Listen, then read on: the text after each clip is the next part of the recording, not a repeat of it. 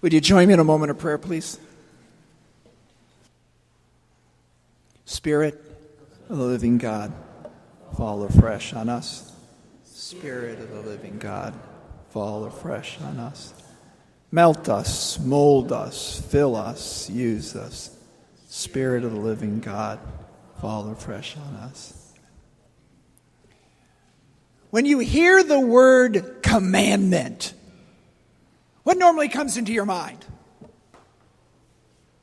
Rules, Moses, do's and don'ts. What comes into my mind, and I'm surely this was from my bringing up as a kid, is the thou shalt nots. Thou shalt not kill, thou shalt not steal, thou shalt not commit adultery, thou shalt not bear false witness. From this moment forward, I'm going to propose to you another way of looking upon the words, the Ten Commandments. I want to reframe for you. Now, I'm not going to change the picture. I'm going to take the frame and give you a new one. Sometimes frames can distract from the picture. Others, good frames, help you understand the picture.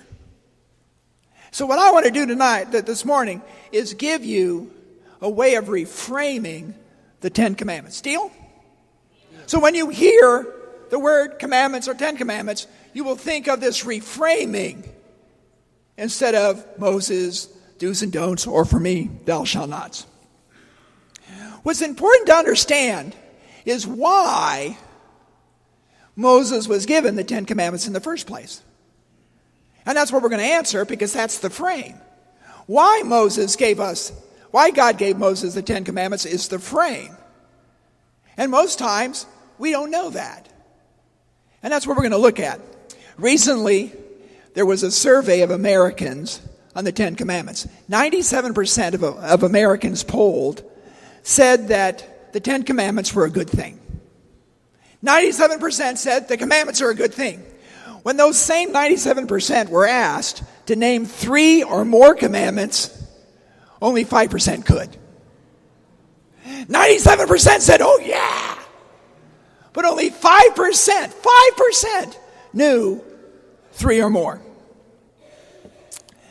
Ted Koppel, who is a news commentator who made his splash back in the 90s with Nightline, he said at a commencement ceremony at Duke University some years ago, I've never forgotten it. It came across in the newspaper.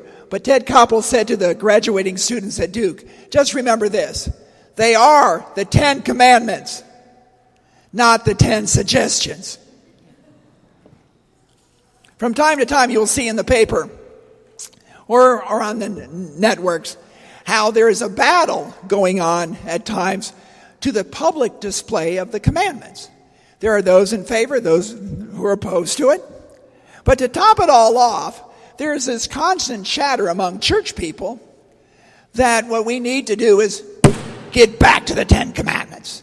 I can't tell you the number of people come up to me and say, Father, what's wrong with our young people today is they don't know the Ten Commandments. Father, get our teenagers to know the Ten Commandments. And I say, what about the adults?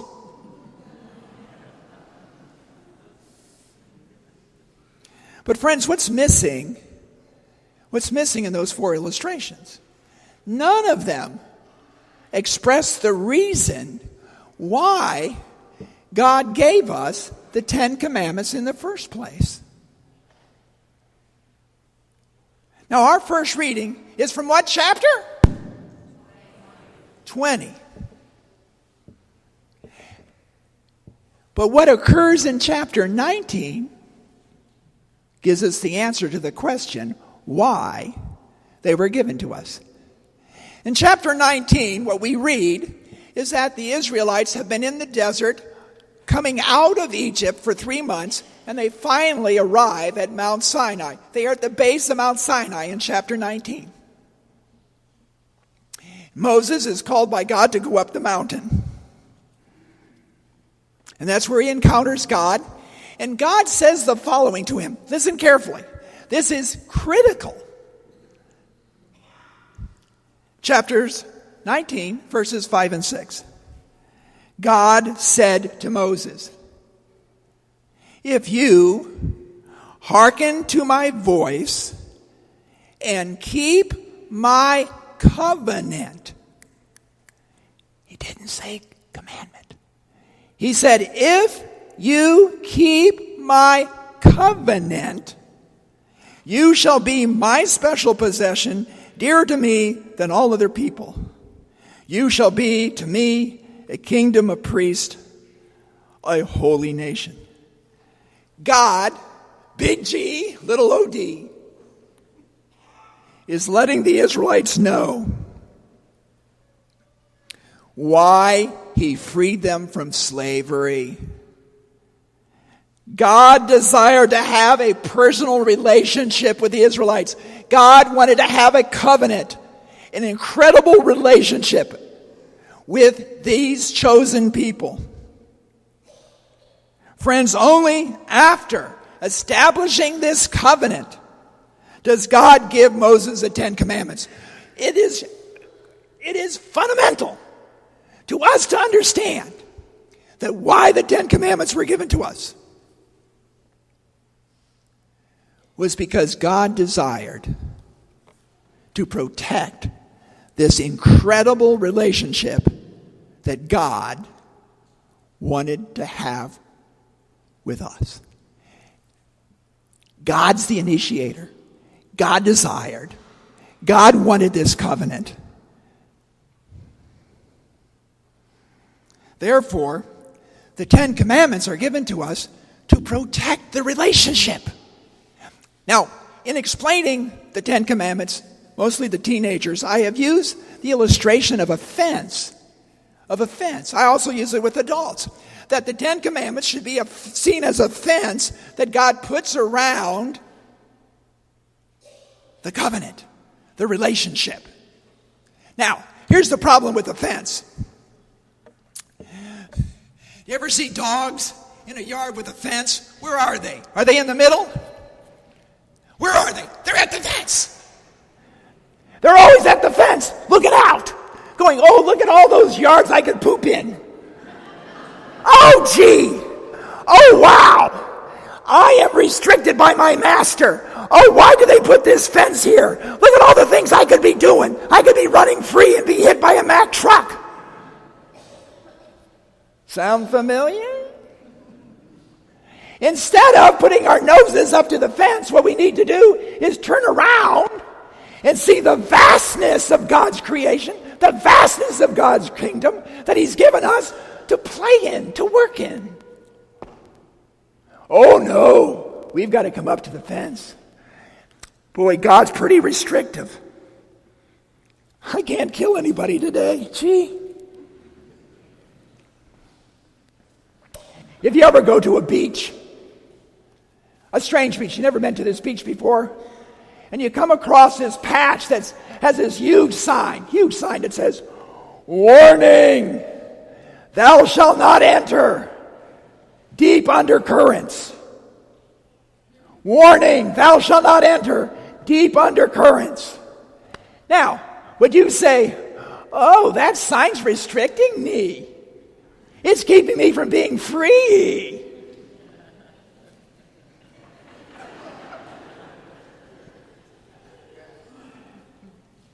So the commandments are given to us not to restrict us. The commandments are given to us to protect the relationship because sometimes we're stupid.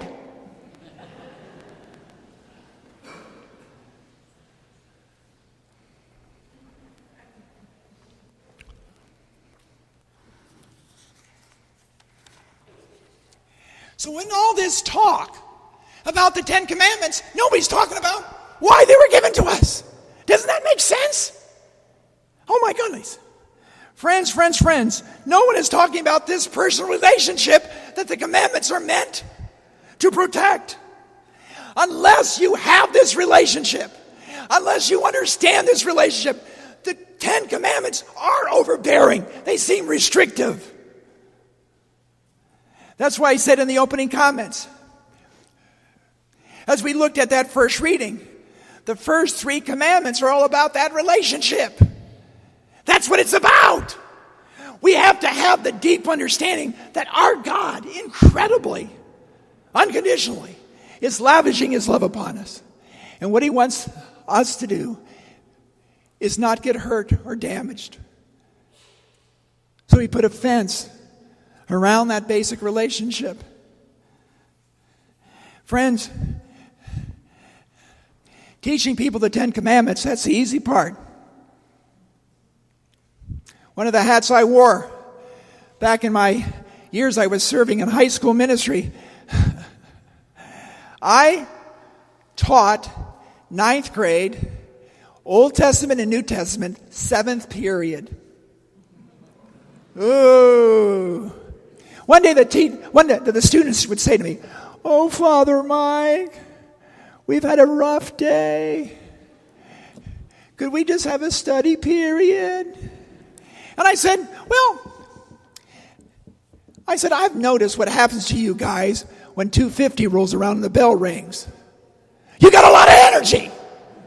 Have you ever noticed that? I did as a teacher. So I said, "No, we're going to have class today." Ugh. But I found a very easy way to make teenagers learn the Ten Commandments. My class knew the Ten Commandments. You know what I said to them?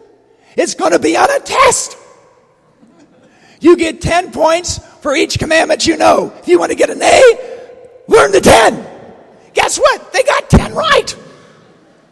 But to get them to keep the 10 commandments, that's where I tried to work at helping them understand. Friends, we're putting the cart before the horse. We're telling people to keep the 10 commandments without telling them why. Because we don't want them to damage that relationship with God. And if people are breaking the 10 commandments, instead of criticizing them, why don't you help them?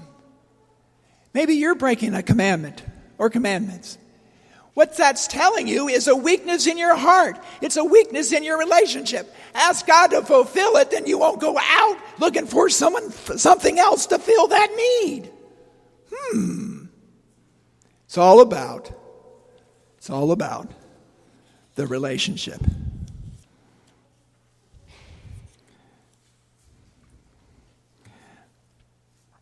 Friends, Lent asks us some important questions about this relationship. Lent wants us to ask ourselves, Lent asks us, have we forgotten that through baptism, God entrusted to us this covenant? Why do we make a big fuss over baptism? Why do we make a big fuss over the catechumens, who are now the elect? Why? Because it is in the baptism sacrament that God says, I want to be your God, and I want you to be my people. Covenant. I'm going to love you eternally. I want you to respond. That's covenant. Lent asks you and me, have we forgotten that through baptism, God has lavishly poured upon us his unconditional love? There's an old country western song, looking for love in all the wrong places.